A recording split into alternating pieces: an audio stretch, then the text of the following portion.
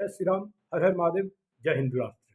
हिंदुत्व दर्शन आपका अपना चैनल है और इस पर आपका हार्दिक अभिनंदन है। और आज कुछ मुख्य विषयों के साथ मैं फिर से आप सबके समक्ष प्रस्तुत हूँ। और आज का विषय है कि शेरे दिल, शेरे मैसूर, टीपू सुल्तान। इस भारतवर्ष के इतिहास में यह पढ़ाया जाता है कि टीपू सुल्तान शेरे मैसूर था और यह बहुत ही धर्मनिरपेक्ष शासक था। आज इसी क्रम में मैं इस महाभारतीय भारतवर्ष के वास्तविक इतिहास को लेकर के प्रस्तुत हूँ। जैसा कि मैं बारंबार आप सभी से कहता आया हूँ कि हमारे भारतवर्ष के इतिहास को और हमारे भारतवर्ष के इतिहास के साथ साथ हमारे धार्मिक ग्रंथों को गलत रूप से, दूषित रूप से प्रस्तुत करने का कार्य एक लंबे समय से बड़े पैमाने पर एक सोची समझी रणनीति के तहत किया जा रहा है। और इसी कड़ी में आज आप सबके समक्ष, जैसा कि आप सभी के इस आर्यावर्त के मेधावी और यशस्वी छात्रों, शिक्षकों ने भी विद्याधर न्यायपाल का नाम अवश्य सुना होगा, जिन्हें भारतवर्ष की तरफ से इतिहास में इन्हें नोबेल पुरस्कार प्राप्त हो चुका है। और इन्होंने यह बताया भी था कि भारतवर्ष के इतिहास में आक्रांताओं, मुस्लिम आक्रांताओं को महिमा मंडित करने का कार्य लंबे समय से किया जा रहा है। और जो भारतवर्ष के वास्तविक इस महाभारती के सपूत थे, उन्हें गलत रूप से उन्हें दुष्प्रचारित किया जा रहा है।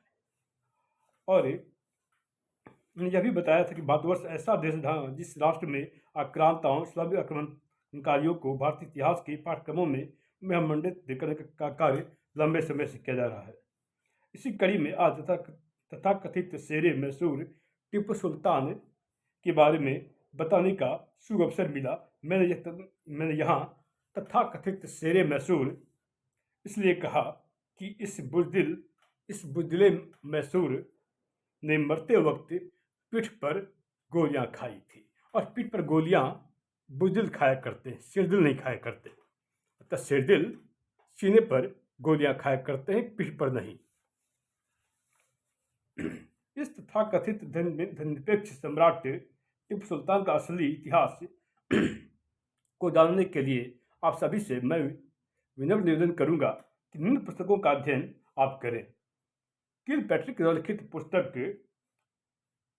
टीपू सुल्तान के सपने, मालाबार मैनुअल जो कि विलियम लोगन के द्वारा लिखित है, और बेंजामिन लेविस राइस जो कि एक ब्रिटिश इतिहासकार हैं, तो लिखित पुस्तक मैसूर गजेटियर के हवाले से मैं सभी कुछ बताऊंगा। और इससे आप सबके समक्ष इस महाभारती भारतवर्ष से विश्व गुरु भारत का वास्तविक इतिहास आप सबके सामने प्रकट होगा। सर्वप्रथम टीपू सुल्तान के सपने के पेज संख्या 17, 24, 33, 37 और 46 से 47 का अध्ययन करें। इस कट्टर मुस्लिम शासक टीपू सुल्तान, जो हैदर अली का बेटा था, अपने 1760 ईस्वी से लेकर 1790 ईस्वी तक के शासनकाल में 800 से 900 मंदिरों को तोड़ा, ध्वस्त किया।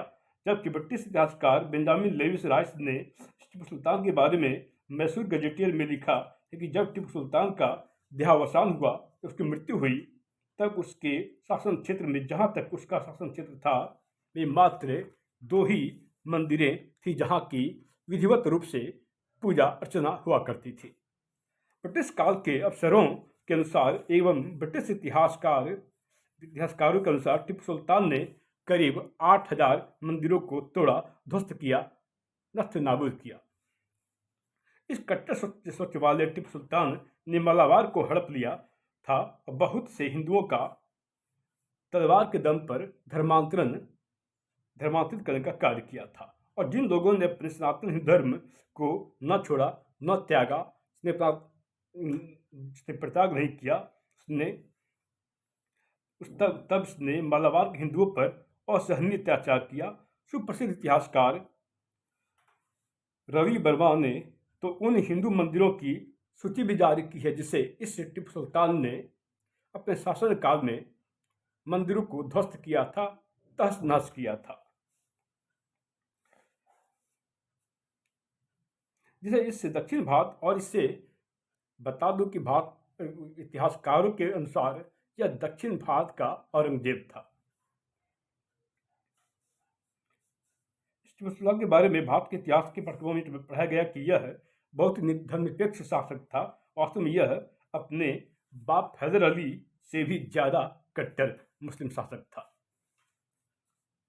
इसने 4 लाख हिंदुओं का जबरन धर्मांतरण करवाया और यह कट्टर मुस्लिम शासक टिपू सुल्तान ने हिंदुओं के मंदिरों को तोड़ने पर गर्वान्वित महसूस करता था और उसे गर्व की अनुभूति होती थी। इस टिपू सुल्तान नामक शासक ने अफगानिस्तान के अमीर और खलीफा को भारत पर आक्रमण करने के लिए आमंत्रित किया था। यह इतना बुज़दिल शासक था कि इसने अपनी जान बचाने के लिए अपने 2 बेटों को अंग्रेजों के पास गिरवी रख दिया था। मेरे सनातनी मित्रों एवं भाइयों, यह बहुत ही शेरदिल और बहादुर शासक था, ऐसा प्रचार